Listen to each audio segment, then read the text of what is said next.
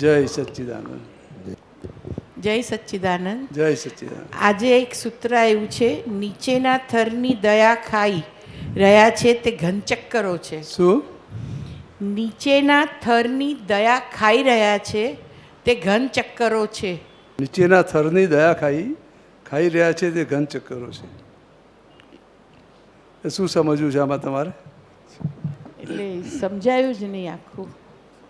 ઘનચક્કરો એટલે કઈ રીતે થરની? એટલે કેવું છે કે નીચેનો થર એટલે શું?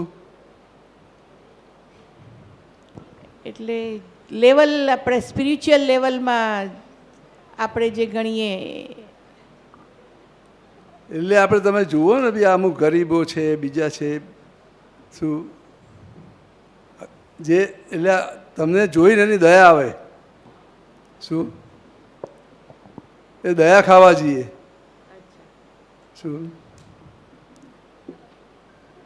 એટલે સ્ટાન્ડર્ડ વાઇઝ આપણે વર્ણ વાઇઝ કે જે કે આ શુદ્રો કે આ તે હરિજન કે એવું બધું જે કે આપણા કામવાળા હોય કે વર્કર્સ હોય કે એ લોકોની આપણે જે દયા ખાઈએ એવી રીતે એમ.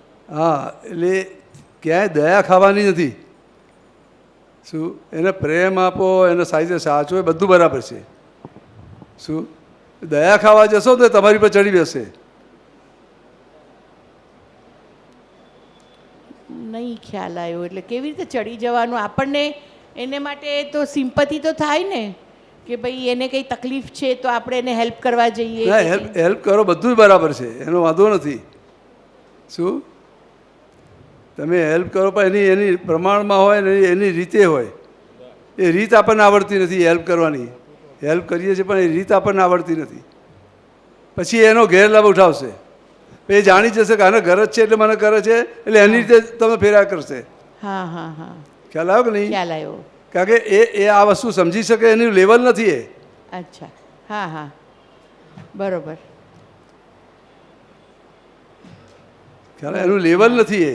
હા, ત્યાં તો કડક હાથે જ કામ લેવું પડે. ખ્યાલ આવ્યો કે નહીં? એટલે કડક રહેવાનું છે ને સોફ્ટ પણ રહેવાનું છે. પણ કઈ જગ્યાએ કડક રહેવાનું છે ને કઈ જગ્યાએ સોફ્ટ રહેવાનું છે એ બે સમજી લેવું પડે આપણે. બરાબર. એ આપણને આવડતું નથી. જ્યાં કડક થવાની જગ્યાએ બહુ સારી રીતે વાત કરીએ, જ્યાં સોફ્ટ રહેવાનું છે ત્યાં કડક થઈ જઈએ. ખ્યાલ આવ્યો કે નહીં? બરોબર.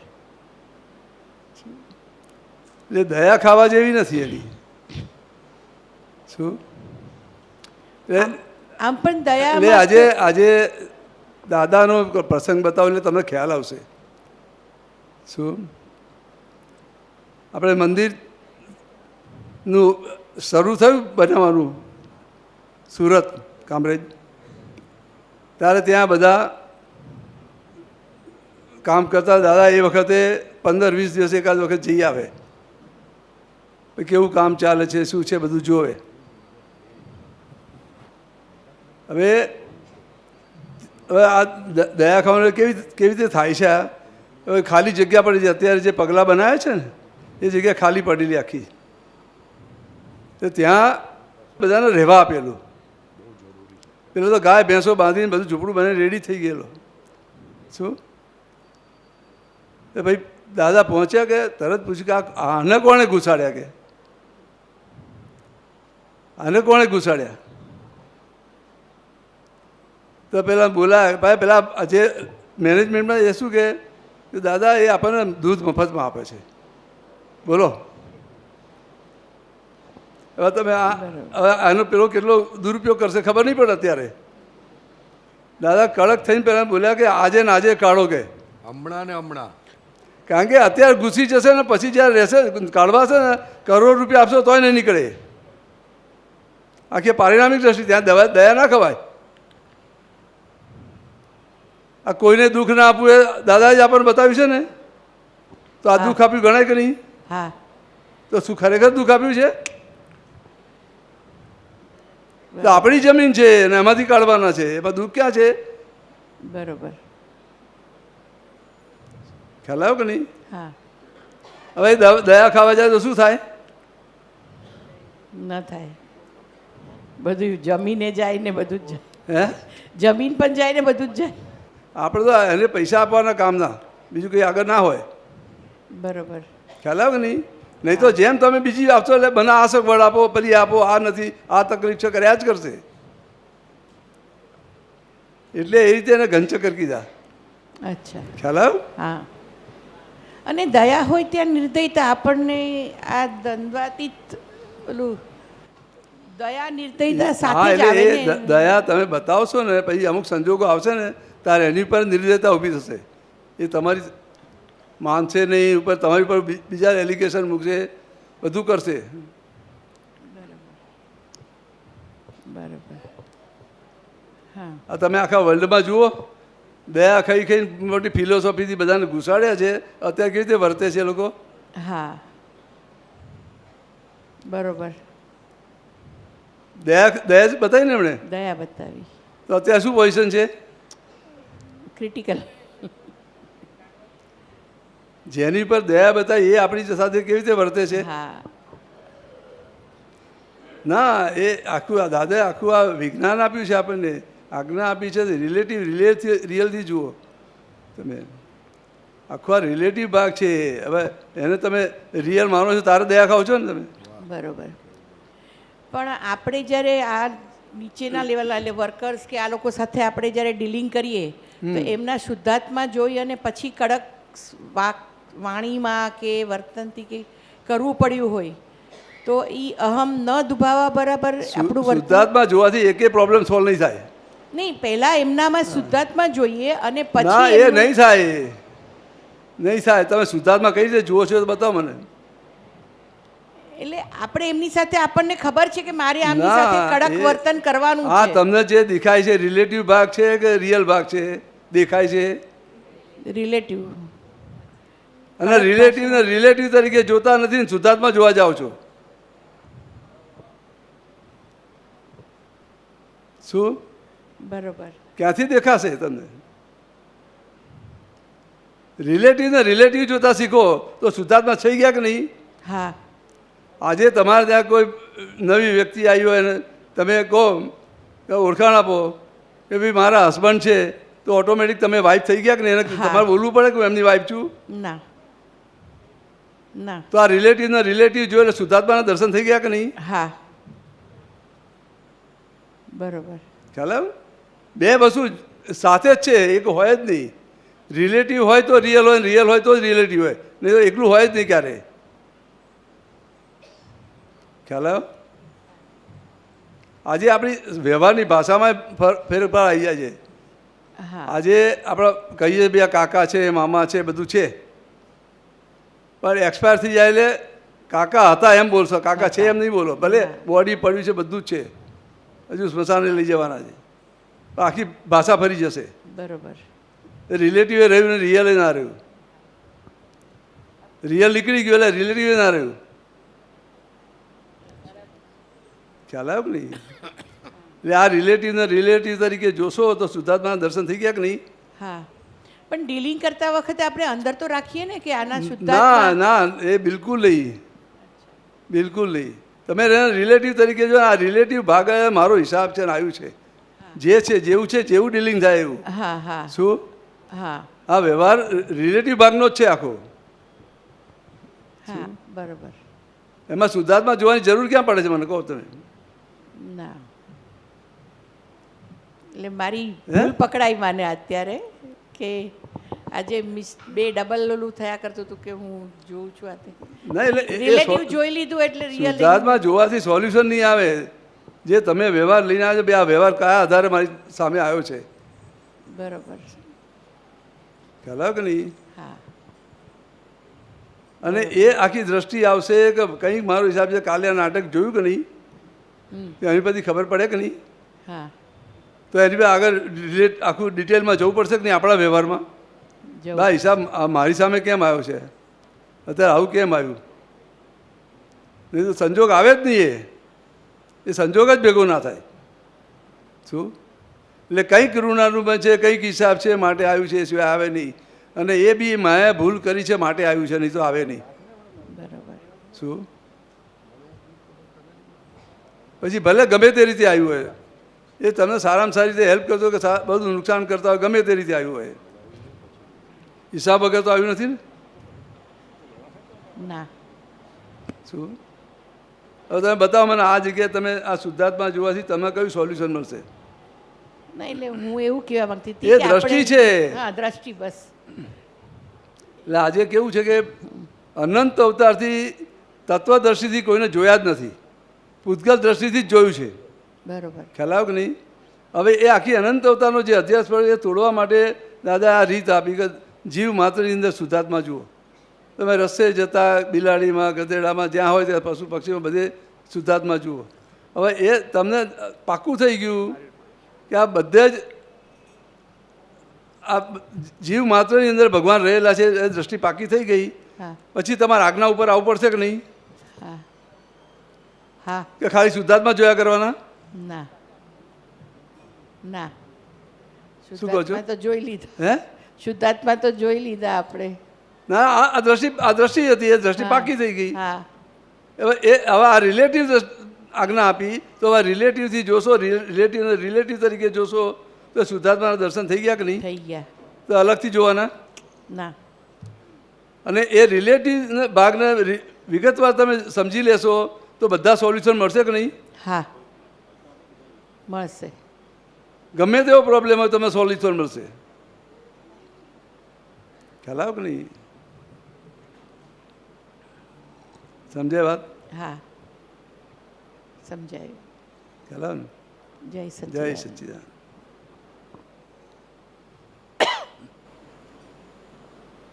જય સચ્ચિદાનંદ.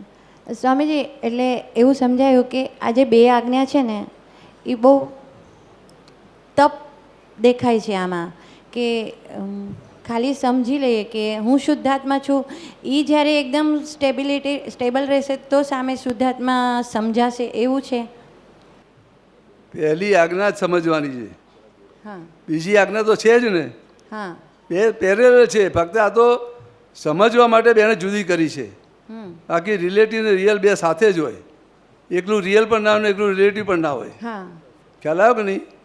તો આજે રિલેટિવની આજ્ઞા પહેલી કેમ મૂકી? હા કે કે પહેલા તમને ત્યાંથી બંધાયેલા છીએ, રાઈટ રાઈટ. એના આધારે બંધાયેલા છીએ અને ત્યાંથી છૂટવાનું છે. એટલે એ બરાબર સમજાઈ જશે તો આખો છુટકારો થશે. ખ્યાલ આવ્યો કે નહીં? એ વસ્તુ નહીં, રિલેટિવ ભાગ નહીં સમજાય ત્યાં સુધી તમે ગમે તેટલું શુદ્ધાત્મા જોયા કરશો કંઈ મેળ નહીં પડે. શું આ રિલેટિવ તરીકે આવ્યું કેવી રીતે મારી સામે? કયો રિલેશન છે, શું હિસાબ છે, એમાં કઈ મારી કચા છે, મારી કઈ ભૂલો છે? શું એટલે આમ જે પણ જે સામે છે એ વ્યવહાર દ્રષ્ટિથી જ છે, હા. એટલે એમાં નિશ્ચયનો ભાગ જ નથી, એટલે એને એક્ઝેક્ટલી બધા એંગલથી સમજી લેવું પડશે. હા, બધી રીતે સમજી લેવું પડશે. શું કરેક્ટ. ખ્યાલ આવ્યો ને? અને હજી એક પૂછવું છે કે જે પાંચમી આજ્ઞા છે આપણી શુદ્ધાત્માના ખાતામાં રકમ જમા હા. કરવી, હવે આપણે આ સત્સંગમાં બેસીએ, સાંભળીએ, બધું પદ સાંભળીએ તો એ શુદ્ધાત્માના ખાતામાં રકમ જમા ના, ના, થાય એ કે રીતે પછી નહીં થાય. શુદ્ધ ઉપયોગ રહે તો જ થાય? ના, એ રીતે નહીં થાય. ઓકે. તમે આ બધા સાધનો છે, હા. સત્સંગ છે, આપતાવાણી છે, કીર્તન ભક્તિ છે, બધા સાધનો છે. હમ. પણ અહીંયા જે સમજણ થશે હા. અને એનાથી જે તમારા કસાયો ઓછા થતા જશે અને તમારી પોતાના સ્વરૂપમાં સ્થિરતા થતી જશે હા. તો બેલેન્સ ક્યાં વધશે? આમ આપણા શુદ્ધાત્માના ખાતામાં. ખ્યાલ આવ્યો ને? અને હા. પેલું ખાતું ડાઉન થતું જશે કે નહીં? હા હા અને પેલું નીલ થઈ જશે અને 100% થઈ જશે. Correct. ત્યારે કેવું જ્ઞાન થઈ જશે? રાઈટ.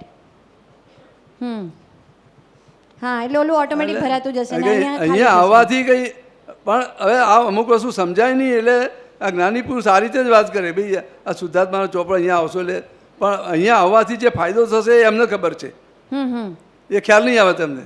કરેક્ટ.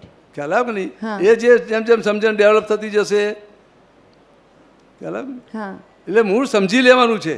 હા અહીંયા ખાલી મારે એટલું જ રાખવાનું કે મારે સમજી લેવું છે, એ તૈયારી સાથે જ આવવાનું છે. એ ઉપયોગ મૂકીને જ આવવાનું છે. મારે સમજવા જવું છે. મારે હા કોનો સત્સંગ છે ને શું છે એ વિચારવાનું નથી. રાઈટ. શું હા, એટલે આપણું લક્ષ્ય જે છે ત્યાં આપણું પૂરું એટલે આ બધા સાધનો તમને તમારા સ્વરૂપમાં શુદ્ધાત્મામાં સ્થિર કરવા માટેના સાધનો છે. હા ખ્યાલ આવ્યો કે નહીં? હા. ભાઈ ત્યાં આ વિચારશો કે ભાઈ અહીંયા આનો સત્સંગ છે તો આપણે જવું છે અને તો નથી જવું, આ પદ છે તો નથી જવું, આ કીર્તન ભક્તિ તો ત્યાં જઈએ, બધું આ બધું અલગ અલગ ચાલે છે કે ચાલતું હોવું. હા હા રાઈટ. મારે સત્સંગમાં જવાનું છે. સત્સંગમાં કોઈ પણ પ્રકાર હોય, હા ભાઈ સત્સંગ હોય, કીર્તન ભક્તિ હોય કે પદો ગવાતા હોય કે કોઈ પણ હોય. શું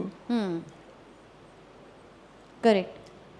ખ્યાલ આવ્યો કે નહીં? હા મારી જાગૃતિ વધવી જોઈએ એટલે મારે નહીં, બહાર તો કુસંગત છે ને, હા કુસંગત તો અહીંયા તો સત્સંગમાં આવ્યા કે નહીં, એટલો ટાઈમ તો આપણો સારો ગયો કે નહીં? પછી વસ્તુ ગમે તે છે, પ્રયોગ ગમે તે થાય છે. હા બરાબર. શું ત્યાં એમાં પડવાનું છે આપણે? ના. એમાં પડશું તો કયું ધ્યાન રહેશે તમારું? ધ્યાન ક્યાં રહેશે? બધું આ વ્યવહારમાં જ રહેશે પછી. એટલે પછી બીજે જ બેઠક છે. તમને ના ગમતું આવશે એટલે શું થશે? હા ભાઈ પણ ખાલી આ તમારું નક્કી છે મારે સત્સંગમાં જવું છે ને સમજી લેવું છે, એટલું તમારું નક્કી છે તો પૂરેપૂરા ધ્યાનથી તમે સાંભળશો કે નહીં બધું? હા પૂરેપૂરી. પદ હશે તો પૂરેપૂરા ધ્યાનથી તમે સાંભળશો. કરેક્ટ. કીર્તન ભક્તિ હશે તો પણ તેમાં પૂરેપૂરો ઉપયોગ રહેશે. હા ઉપયોગ રહેશે. હા નહીં તો નહીં રહે. હા તમારે ખાલી આટલું જ નક્કી કરવાનું છે ને? હા આટલું જ નક્કી કરવાનું છે. હા આ કુદરતની વાત કેવી છે કે તમે જેવું નક્કી કરશો એવું તમને એ દિશામાં લઈ જશે. રાઈટ.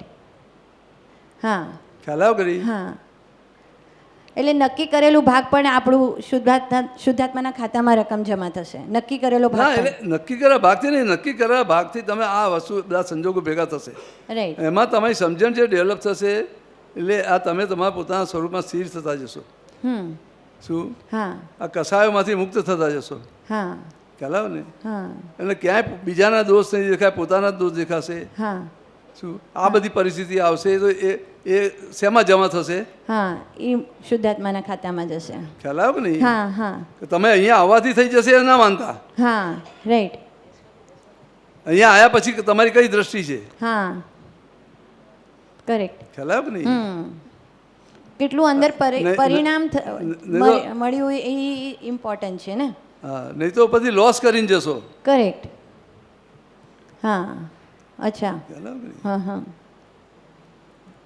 પણ અમુક વસ્તુ સમજાય ને એટલે પછી જ્ઞાની પુરુષ આ કહે છે ભાઈ અહીંયા ગયા તમે રહેજો. હા શું? હા એટલે દાદાએ એને આજ્ઞામાં મૂકી છે. એટલે એ વાતાવરણમાં પડ્યા એટલે આપણે આ જગત વિસ્તૃત થઈ જાય. જગત વિસ્મૃત થાય. એ કેટલો મોટો ફાયદો કરે. હા આ દાદાની તબિયત બરાબર નથી, ઘણા બધા અમુક દર્શન કરવાના બંધ થઈ ગયા, બધું હતું.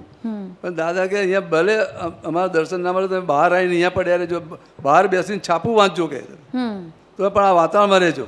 તો કેટલી મોટી વસ્તુ હશે. રાઈટ. ખ્યાલ આવ્યો કે નહીં? હા આવ્યો. ઓકે. પણ તમે જેટલો નક્કી કરશો એ પ્રમાણે તમે ફાયદો થશે અહીંયા આગળ. રાઈટ. હા તો ખાલી સમજવાનું જ બાકી છે ને? હા બાકી તો મળી જ ગયું છે બધું. બધું જ મળી રહ્યું છે. રાઈટ. તો સમજણ જ બરાબર કરી લેવાની છે ને? હા ખ્યાલ? રાઈટ. એ મરજિયાતપણાનો ભાગ છે ને. એ મરજિયાતપણાનો ભાગ છે કે મારે અહીંયા આવીને ખાલી મારે સમજી જ લેવું છે શું 3 દિવસમાં મારી. હા પણ એ મરજિયાત ફરજિયાત થશે તાર કામ થશે. રાઈટ. હા ફરજિયાત થશે ત્યારે. કરેક્ટ. ખ્યાલ આવે ને? હા ઉદયમાં તો જે આવ્યું છે ફરજિયાત જ છે. અચ્છા. અહીંયા 3 દિવસથી બધાને ફરજિયાત કાર્યક્રમ ચાલે છે. શું શું કહો છો? અહીંયા 3 દિવસથી કહું છું ફરજિયાત કાર્યક્રમ ચાલે છે. ફરજિયાત ચાલે કઈ મરજી નથી અહીંયા ચાલતી. ના મરજી તો છે જ ને, જેને આવવું હોય આવે, ના હોય ના આવે, જતા રહે ગમે તે થાય, ત્યાં એમાં ફરજિયાત છે. અહીંયા બેઠા પછી તો ફરજિયાત છે ને. ના નહીં એ ઉઠો ઊભા થઈને જતો રહે ને. કોણ બોલે છે? કોઈ પકડી રાખે? પણ એ પોતે એને ફરજિયાત કરશે તો કામ થશે. શું? ખ્યાલ આવે ને?